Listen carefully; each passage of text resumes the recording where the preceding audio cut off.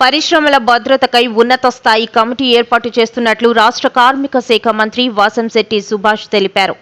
Visakha శీలానగర్లోని KIMS icon ఆసుపత్రిలో చికిత్స పొందుతున్న ఠాకూర్ ఫార్మా బాధితులను పెందుర్తి ఎమ్మెల్యే పంచకర్ల రమేష్ బాబుతో కలిసి పరామర్శించారు. క్షతగాత్రులకు అందుతున్న వైద్య సేవలపై ఆరా తీశారు. అనంతరం అక్కడే మీడియాతో మాట్లాడారు. ప్రమాదంలో 2 మరణించడం బాధాకరమని అన్నారు. ఒక్కో కుటుంబానికి 40 లక్షల చొప్పున పరిహారం ఇవ్వటానికి యాజమాన్యం ఒప్పుకుందన్నారు. యాజమాన్యం నిర్లక్ష్యం స్పష్టంగా కనిపిస్తోందని చెప్పారు. దీనిపై ఉన్నత స్థాయి విచారణ చేపట్టామని, బాధ్యులపై చర్యలు తీసుకుంటామని మంత్రి తెలిపారు. 4:40 ఠాగూర్ ల్యాబొరేటరీ ప్రైవేట్ లిమిటెడ్లో రియాక్టర్ GLR 325 యొక్క బిలం ద్వారా HCl అనే ద్రవం మరియు ఈ క్లోరోఫామ్ కలిసి అది లీక్ అవటం, నేలపై పడటం, వెంటనే అది శుభ్రపరిచే ప్రక్రియలో కొంతమంది కార్మికులు శ్వాసకోశ PPE ధరించకుండా సోడా వాష్తో క్లీన్ చేయటం వల్ల వెంటనే చూపించకపోయినా సుమారు నైట్ 12 గంటలకి ఈ శ్వాస తీసుకోవడంలో ఇబ్బంది కలగటం వల్ల వాళ్ళే ఇంటికి వెళ్ళిన తర్వాత వాళ్ళే హాస్పిటల్కి రావటం, తర్వాత ఇంచుమించు అక్కడ పవన్ సాయి హాస్పిటల్లో జాయిన్ అవ్వటం 12 గంటలకి, కొంతమంది తీవ్రంగా ఇబ్బంది పడటం వల్ల కిమ్స్లో జాయిన్ అవ్వటం, సుమారు ముగ్గురికి సీరియస్ అవ్వటం, అక్కడ పవన్ సాయి హాస్పిటల్లో ఒకరికి సీరియస్ అవ్వటం, అందులో భాగంగా 2 చనిపోవడం కూడా జరిగింది. వాళ్ళిద్దరికీ ఎక్స్గ్రేషియా 40 లక్షల రూపాయలు సదరు యాజమాన్యం ఈ కలెక్టర్ గారి చొరవతో, అలాగే స్థానిక ఎమ్మెల్యే గారి చొరవతో 40 లక్షలు ఎక్స్గ్రేషియా అనేది ఇవ్వడం జరిగింది. మిగతా అందరూ సేఫ్ జోన్లోనే ఉన్నారు. ఒక అతనికి కొద్దిగా క్రిటికల్గా ఉంది, కానీ మిగతా అందరూ సేఫ్ జోన్లోనే ఉన్నారు. సుమారు 26 మంది హాస్పిటల్లో జాయిన్ అవ్వటం. అయితే ముందు ఏదైతే 236 మందికి యాజమాన్యం ఈ స్క్రీనింగ్ టెస్టులు అనేవి చేయటం, అందరూ బాగానే ఉన్నారని చెప్పి తమ ఇళ్ళకి పంపడం, సుమారు ఇప్పుడు 20 మంది హాస్పిటల్లో ఉండటం జరిగింది. కొంతమందిని డిశ్చార్జ్ చేయడం కూడా జరిగింది. నెగ్లిజెన్సీ అనేది ఉంది, ఖచ్చితంగా కొంత నెగ్లిజెన్సీ అనేది ఉంది, కానీ దాని మీద తగు చర్యలు తీసుకుంటాం. స్థానిక ఎమ్మెల్యే గారు వెంటనే స్పందించారు. నిన్నంతా ఇక్కడే ఉన్నారు, ఈరోజు కూడా ఇక్కడే ఉన్నారు, యాజమాన్యం కూడా ఇక్కడే ఉంది. అలాగే డైరెక్టర్ ఆఫ్ ఫ్యాక్టరీస్ గారు కూడా, ఈ వర్మ గారు కూడా ఇక్కడే ఉండటం జరిగింది. మరి నిన్న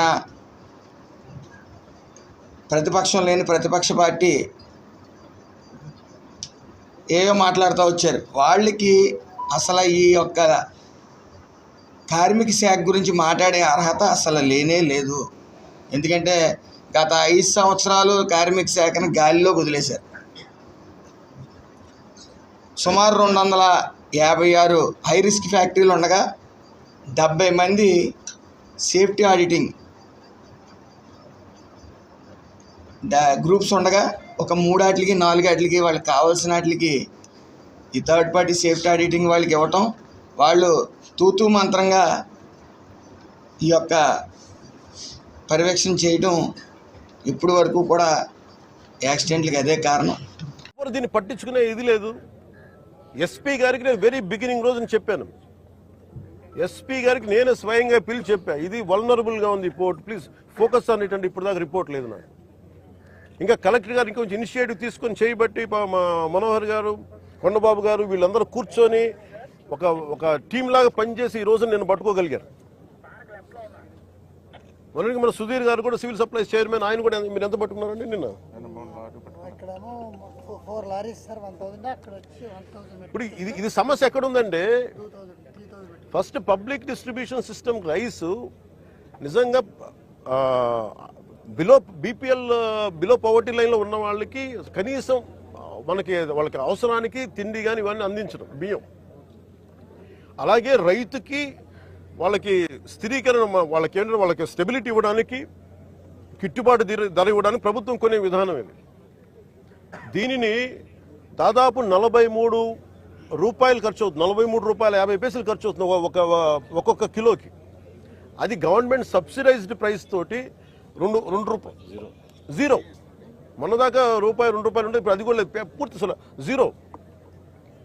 వీళ్ళు 1300 వ్యాన్లు ఏవో పెట్టేసి గత ప్రభుత్వం, ఇదివరకన్నా వెళ్ళి రేషన్ షాప్ డీలర్ దగ్గరికి పంపించేవాళ్ళేమో, కానీ ఈ ప్రభుత్వం వచ్చాక ఇప్పుడు ఏమైపోయింది, ఆ ration direct vans has become, బస్తాలు వేసుకురావడం పంపించేయటం, ఆ లబ్ధిదారులకే 300 రూపాయలు ఇవ్వడం.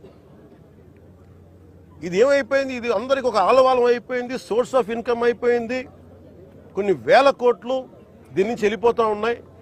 దారుణంగా ఆఫ్రికా దేశాల్లో దీన్ని 70 రూపాయలకి అమ్ముతారు. ఇందులో ఎవ్వరు చేసింది ఏం లేదు. 70 రూపాయలకి 73 రూపాయలకి అమ్ముతారు కేజీ. నాకు నిజంగా అనిపించింది ఏంటంటే, నిజంగా మనం ఈరోజు ప్రధానమంత్రి గారు చేసే ఈ విదేశాంగ విధానంలో మనం 70 రూపాయలు కానీ ఆఫ్రికా దేశాలకి ఇవన్నీ మనకి ఇట్లాంటి తప్పులు జరగకుండా ఉంటే కనీసం 43 రూపాయలకి ఇస్తే మనం దేశ పరపతి పెరుగుద్ది. మనకి అన్యాయంగా అకారణంగా స్మగ్లర్ల చేతిలోకి వెళ్ళిపోతుంది. వీళ్ళకి ఎంత ధైర్యం అంటే వీళ్ళందరికీ కూర్చోబెట్టి కోర్టులకు వెళ్తారు. కోర్టులకు వెళ్ళి నా మీద ఒత్తిడి పెడతా ఉన్నారు, నా మీద కూర్చోబెట్టి మీరేం చేయలేరు ఇట్లా మాట్లాడుతున్నారు నాతోటి.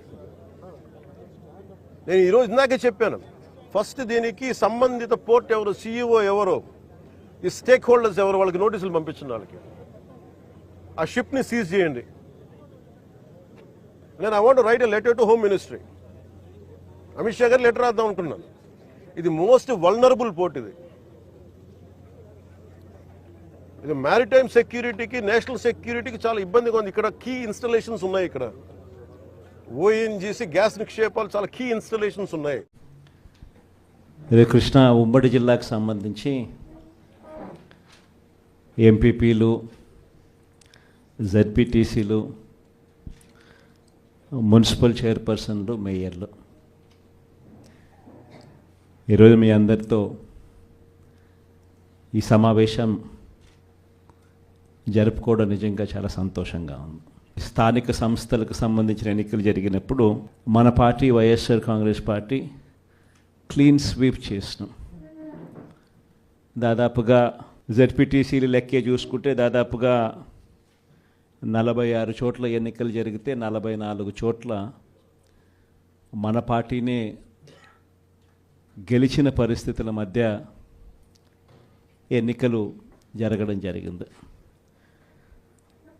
ఎంపీపీల పరిస్థితి చూసినా అదే మాదిరిగానే కనిపిస్తాం, ఎంపీటీసీల పరిస్థితులు చూసినా అదే మాదిరిగా కనిపిస్తాం. దేవుడు దయతో గొప్ప విజయాన్ని కూడా మనం చెవి చూసాం. ఈరోజు ఎక్కడ చూసినా కూడా ఈరోజు రెడ్ బుక్ రాజ్యాంగం జరుగుతూ ఉంది. ఎక్కడ చూసినా కూడా ప్రజలకు మంచి చేశాం కాబట్టి ప్రజల దగ్గరికి వెళ్ళి మాకు ఓటు వేయండి అని అడిగే పరిస్థితి ఎక్కడా కూడా తెలుగుదేశం పార్టీకి లేదు.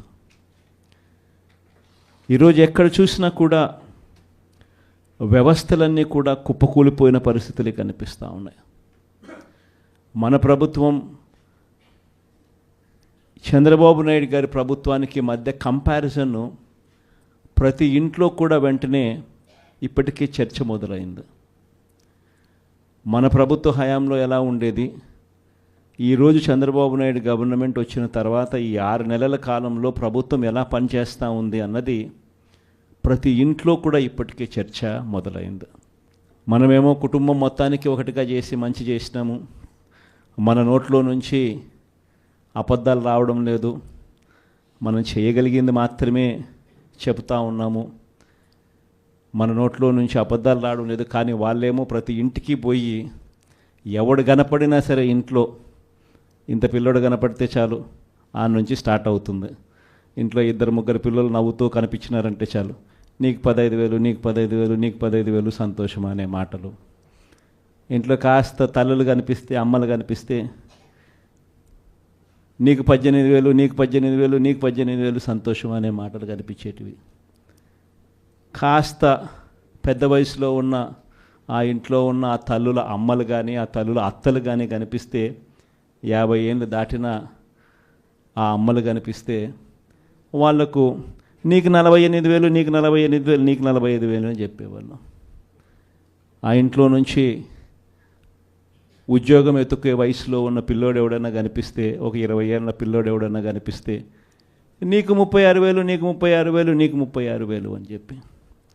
ఆ ఇంట్లో నుంచి రైతు బయటకు వస్తే నీకు 20,000, నీకు 20,000, నీకు 20,000 అని చెప్పే పరిస్థితి. నిజంగా ప్రతి ఇంటికి వెళ్ళి ఈ మాదిరిగా ప్రతి ఇంట్లో ఉన్న ప్రతి ఒక్కరిని చూసి ఏ ఒక్కరూ మిస్ కాకుండా ఇవన్నీ జరగబోతున్నాయి చంద్రబాబు నాయుడు ముఖ్యమంత్రి అయిన వెంటనే అని చెప్పి ప్రలోభాలు పెట్టిన నేపథ్యం ప్రస్ఫుటంగా కనిపిస్తూ ఉన్న పరిస్థితిలో కూడా నా దగ్గరికి వచ్చి చాలామంది కూడా చెప్పినారు, అన్న తెలుగుదేశం పార్టీ వాళ్ళు ఈ మాదిరిగా క్యాంపెయిన్ చేస్తూ ఉన్నారు, ఈ మాదిరిగా ప్రతి ఇంట్లో ఉన్న ప్రతి ఒక్కరిని కూడా చెడగొట్టే కార్యక్రమం చేస్తున్నారు, సాధ్యం కాని హామీలు అని చెప్పి సాధ్యం కావని తెలిసినా కూడా ఇస్తూ ఉన్నారు, మనం గమ్ముగా ఉంటే ఎలా అన్నా అని చెప్పి నా దగ్గరికి వచ్చి కూడా అడిగారు. కానీ అబద్ధాలు ఆడడం మన చేత కాదు. నాని ఎప్పుడప్పుడు అంటాడు, నాకున్న సమస్య లేదంటే అన్న నీతో ఒక సమస్య ఉంది అని అంటాడు. ఏం సమస్య లేదంటే ఎన్నికల్లో కూడా చాలా క్లియర్గా నేను మెన్షన్ చేశా. ఏదైతే తెలుగుదేశం ప్రభుత్వం ఆ రోజు 2014, 2019 5 సంవత్సరాల పాలనా కాలంలో ఎక్కడైనా పోలవరానికి సంబంధించి ఫేజ్ 1 అని కానీ ఫేజ్ 2 అని కానీ, పోలవరానికి సంబంధించి 41.15 మీటర్స్, పోలవరానికి సంబంధించి 45.72 మీటర్స్ అని ఎక్కడైనా డిజైన్స్లో కానీ లేఖల్లో కానీ ఏదైతే మరి ఈ యొక్క ఎస్టిమేట్స్ కానీ రికార్డ్స్లో కానీ మినిట్స్లో కానీ ఎక్కడైనా 5 సంవత్సరాల తెలుగుదేశం పాలనలో ఎక్కడైనా ఒక్కసారి ఎక్కడైనా మెన్షన్ చేసినట్లే కానీ ఎక్కడైనా ఒక్క సాక్ష్యం మీరు చూపించండి అని చెప్పి ఆ రోజు శాసన మండలిలో వైఎస్ఆర్సీపీ సభ్యులకు సవాలు విసిరితే వాళ్ళ నుంచి స్పందన లేదు, తోక ముడిచినటువంటి పరిస్థితి మొన్న శాసన మండలిలో మనందరం కూడా చూసినటువంటి పరిస్థితి. ఎందుకంటే చాలా క్లియర్గా ఈవేళ నేను చెప్పడం కాదు, ఈవేళ రికార్డ్స్ ఉన్నాయి. పోలవరం ప్రాజెక్టుకి సంబంధించి పీపీఏ, సిడబ్ల్యూసి రికార్డ్స్ ఉన్నాయి. చాలా క్లియర్గా రికార్డ్స్ ఏదైతే 2019 ఫిబ్రవరి 18 అంటే ఆ రోజు తెలుగుదేశం ప్రభుత్వ హయాంలో చాలా క్లియర్గా ఏదైతే 55,548 కోట్లు అంటే ఏదైతే టెక్నికల్ అడ్వైజరీ కమిటీ టీఎస్సీ ఆ రోజు 55,548 కోట్లు అక్షరాల ఆ రోజు ఆమోదించడం జరిగింది. అంటే అప్పటి వరకు ఎక్కడా కూడా ఫేజ్ 1, ఫేజ్ 2, 41, 45 అనేటువంటి ఉద్దేశమే ప్రభుత్వానికి లేదనేది చాలా క్లియర్గా తేటతెల్లమవుతున్నటువంటి పరిస్థితి. దీన్ని బేస్ చేసుకునే తర్వాత జగన్మోహన్ రెడ్డి ప్రభుత్వంలో కూడా మరి ఏదైతే 2020లో ఆ రోజు కూడా 47,617 కోట్లకి ఆ రివైజ్డ్ కాస్ట్ కమిటీ కూడా ఆమోదించింది. అంటే ఏదైతే తెలుగుదేశం ప్రభుత్వ హయాంలో ఆమోదించినటువంటి టెక్నికల్ అడ్వైజరీ కమిటీ ఏదైతే ఆమోదించిందో దాన్నే ఆర్సీసీ కూడా మళ్ళీ 47,617 కోట్లకి అంటే ఏదైతే ఆ కుడి కాలువ ఎడమ కాలువ యొక్క నీటి సామర్థ్యాన్ని తగ్గించి తద్వారా 47,617 కోట్లకు ఆ రోజు ఆమోదించినటువంటి పరిస్థితి. అంటే చాలా క్లియర్గా ఏదైతే పోలవరం ప్రాజెక్టు చరిత్రలో ఆ రోజు చెన్నారెడ్డి గారి దగ్గర నుంచి, రాజశేఖర రెడ్డి గారి దగ్గర నుంచి, లేదా చంద్రబాబు నాయుడు గారి దగ్గర నుంచి ఎక్కడ కూడా ఫేజ్ 1, ఫేజ్ 2, 41, 45 అనేది ఎక్కడా లేదు అనే విషయం చాలా క్లియర్గా తేటతెల్లమవుతున్నటువంటి పరిస్థితి. ఇది నేను చెప్పడం కాదు, చాలా క్లియర్గా ఏదైతే సమాచార హక్కు చట్టం రైట్ ఇన్ఫర్మేషన్ యాక్ట్ కింద మరి ఎవరైతే కొంతమంది అడిగినటువంటి ప్రశ్నలకు సమాధానంగా పీపీఏ పోలవరం ప్రాజెక్ట్ అథారిటీ చాలా క్లియర్గా స్పష్టమైనటువంటి సమాధానం లిఖితపూర్వకంగా ఇచ్చినటువంటి పరిస్థితి కూడా మొన్న మనం చూసాం. చాలా క్లియర్గా ఏదైతే ప్రతి నిత్యం ఆ వైఎస్ఆర్సీపీ ఆయన జగన్మోహన్ రెడ్డి గారు కానీ అదేవిధంగా ఆయన పాత ఇరిగేషన్ శాఖ ఎక్స్ మాజీ మంత్రులు కానీ ఏదైతే పోలవరం ఎత్తు తగ్గించేస్తున్నారని అంటూ ఏదైతే విష ప్రచారం ఏదైతే చేస్తూ ఉన్నారో, ఏదైతే మొసలి కన్నీరు ఏదైతే కారుస్తూ ఉన్నారో, మరి వారికి పీపీఏ ఇచ్చినటువంటి వివరణ, పీపీఏ ఇచ్చినటువంటి సమాధానం వాళ్ళకి చెంపదెబ్బ అనే విషయాన్ని కూడా ఈ సందర్భంగా తెలియజేసుకుంటూ ఉన్నా. చాలా క్లియర్గా ఆ రైట్ ఇన్ఫర్మేషన్ యాక్ట్ ప్రకారం ఇచ్చినటువంటి సమాధానంలో వాళ్ళు ఆన్సర్ చేశారు. ఏదైతే పోలవరానికి సంబంధించి ఫేజ్ 1 అని చెప్పి 41.15 మీటర్స్ అనేది 2021 జగన్ ప్రభుత్వంలోనే బేజం పడింది, బేజం వేసింది కూడా మరి యొక్క వైఎస్ఆర్సీపీ ప్రభుత్వమే అని చెప్పి దానికి సంబంధించినటువంటి ఉత్తర ప్రత్యుత్తరాలు ఏవైతే ఉన్నాయో అన్నీ కూడా రైట్ ఇన్ఫర్మేషన్ యాక్ట్లో మరి ఆ యొక్క సభ్యుడు అడిగినటువంటి ప్రశ్నలకు సమాధానాలు ఇచ్చినటువంటి